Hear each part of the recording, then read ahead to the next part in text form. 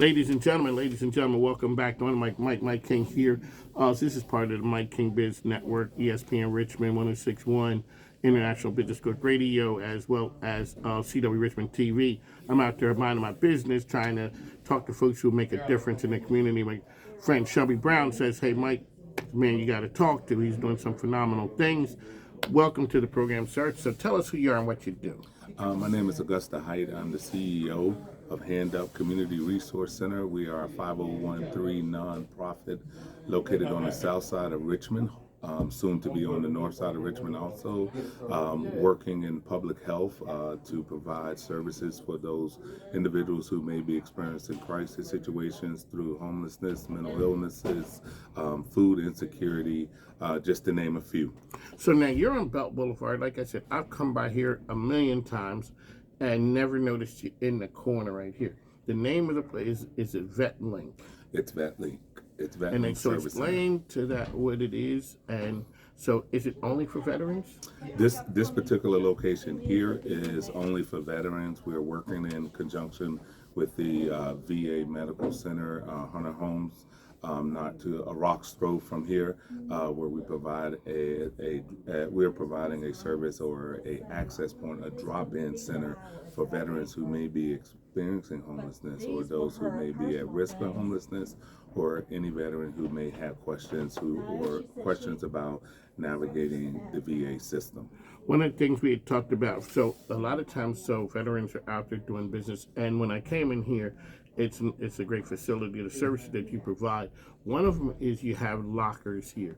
Explain to the people out there why the importance of people who are experiencing some housing challenges or mental health issues, why having a locker here is so important. Having an address is one of the first steps, and it's the foundation to being able to receive services. So we issue lockers to the veterans who may be unhoused or unsheltered, and they can use this address as a permanent address as they're trying to reestablish themselves back into society. So they can receive mail here for benefits. They can have outreach workers meet them here to do assessments, to be able to help them through this difficult process of stabilizing their lives. So you even have a chaplain on site here as well, because a lot of times people need to talk to somebody. Yes, this can be going through a crisis situation can be very difficult, just not on the physical, but also on the mental. So we have a full-time chaplain here who acts as our program manager, who's here to provide services, whether it's through counseling, whether it's through just being able to connect individuals with other services out in the community. It's paramount to what we do here. Alrighty, so what's the process now? How do people come in? Like, what's the process for people to get engaged with you? As far as the public? Yes. We encourage, we're very transparent. So what we do, we encourage individuals to come in and see the VetLink Service Center, see what we do here, engage with our employees, engage with the veterans, and then we want you to make that determination however you see fit, whether that's through in-kind donations, whether that's through financial donations. We are always looking for the support of the community, and being able to allow you to come in, you kind of get a sense of need. You can see the logistics of the operation, and we encourage people to come in, and also if they want to come in and volunteer, to be able to volunteer. We have individuals come volunteer for Christmas parties, Thanksgiving, and they host certain events to honor our veterans who are fallen soldiers. So let's talk about the services that you guys provide here. A place for showers. You know, meals are here. Yes. And something that's very important. So I heard my man out there a minute ago asking for a charger for the phone. Yeah. That's important. It's super important. And as we were logistically thinking about some of the basic needs that we may need here. Like you said, a stove, oven, showers. We have washer and dryers here.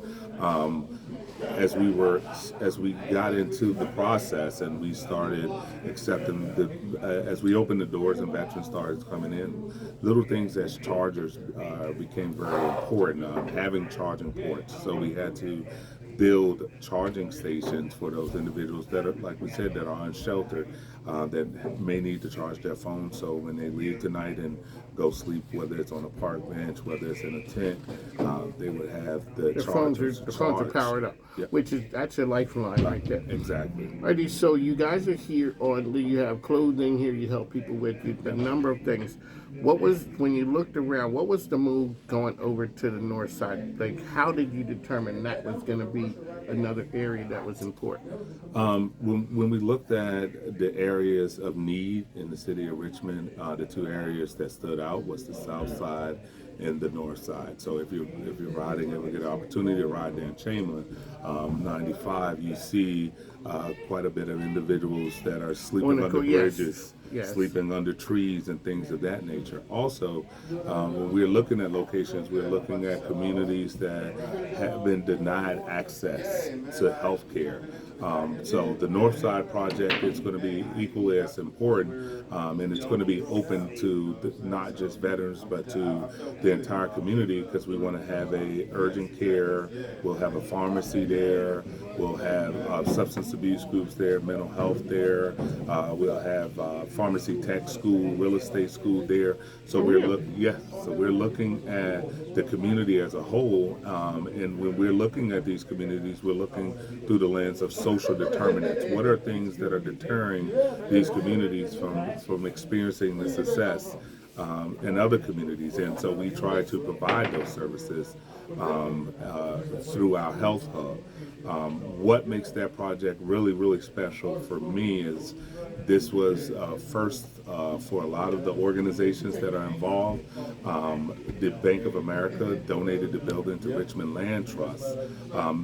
Maggie Walker Land Trust. Maggie Walker partnered with Storefront Community to have an RFP, devise an RFP, and they wanted to open it up to minority organizations, minority-led organizations with primarily minority board members to take charge of this project. What makes this project extraordinary is it was through consistent community engagement where we went in and we talked with the community. We had public hearings to engage the community to see, hey, what would you like to see this building repurposed as, instead of coming in and building roads when all people needed was fresh water. So that was the determination of the services that you guys are offering. Right, so you told me you went to Virginia State, correct? Yes. Okay, so as I said, shout out, I went to Lincoln. You treat us very rudely when we played football. No, I get that. And so, but there's a thing about going to an HBU, it's a camaraderie, the same thing you have here at the Vet Center. When you went to Virginia State, what did you want to be when you went there? When I went there, I wanted to get into law. I wanted to practice law. I was a political science major. And once I graduated, I got into the human service field, working with youth that may have had some touches with the criminal justice system. And so my career kind of started from there. What was the draw to that? And that takes special people. You see a lot of things. It can be a painful place. What was the draw to that world? And a draw and then to stay there. For me, it was just knowing that we could make a difference. I think understanding that as a community, if we all pitch in, I had an obligation or a sense of responsibility to make the world a better place. would always line myself with people who had those same values and sense of responsibility to do so. So for me, it was very important to be able to give the youth at that time, hopefully, a better life. So whether that was through education, whether that was through working with them in the juvenile justice system, that was something that was very important to me. Alrighty, and how can people get information? Now, how can people find you out there? They can go to our website. It's Hand Up Community Resource or handupresource.com. We have a donation page. We have an information page. We have for our 6 Points Health Hub, which I like to share with everyone. It's a one-of-one project. I don't think there is a project like this in the United States of America where you have a minority community that is community-led project or BIPOC project being led by a minority organization to bring much-needed services to an underserved population. So we have an Instagram kind of outlining the story about the project, the origin of the project. It's 6 Points Health Hub on Instagram. 6 Point. So shout out to Shelby Brim. Thank you for bringing this to my attention. You guys are doing some amazing work out there. So you started a nonprofit. Yes. When did you know that you had something like that? What I'm doing is something that's needed.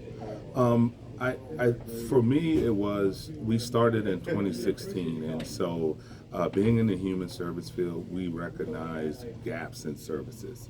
So when we went to certain organizations or certain agencies, you were either in the wrong district, or you were in the wrong zip code, or funding may have been exhausted at a certain time and needed to be renewed the next year. So we wanted to come in and fill some gaps in services and to be a conduit for those organizations that had resources but did not have a staple in the community. And so we wanted to be, our first location was right here in Midlothian, right up the street at Midlothian, Virginia, where we call the Motel Mile. You have motels on both sides. There's a lot of prostitution. There's a lot of drug use. There's a lot of criminogenic behavior in that area. And so we started with a food bank there to provide food for those individuals that may be dealing with food insecurity. So once our food bank, we became the largest distributor of food within the Feed More network. We knew that we were on something. And that there was a real need in this community, and we started NA groups, and our NA groups would be kind of standing room only, and we knew that we were on to something. Because just like there's one next door too, isn't it? There's one next door. We have a NA group here. It's open to the public. It's a very huge group. I think it's about 30 to 50 participants every time they open the door.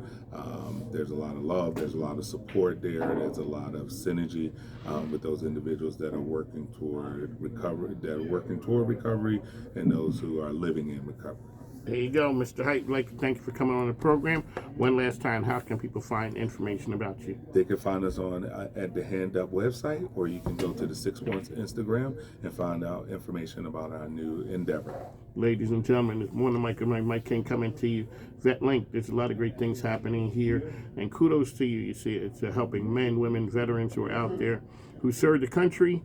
And so now what you're doing is going to the north side, you're expanding that so everybody gets to help. So shout out and kudos to you. This is part of Mike King Network, so we'd like to thank you for tuning in. As I always say, we'd like to thank our sponsors who keep us on the air, because two things happen. The microphone ain't free, plus my grandkids need stuff. So make sure you go ahead and, yeah, they really do. Yeah, I get it. Okay, on the mic, Mike, Mr. Height, we got to go. Take care now. See you.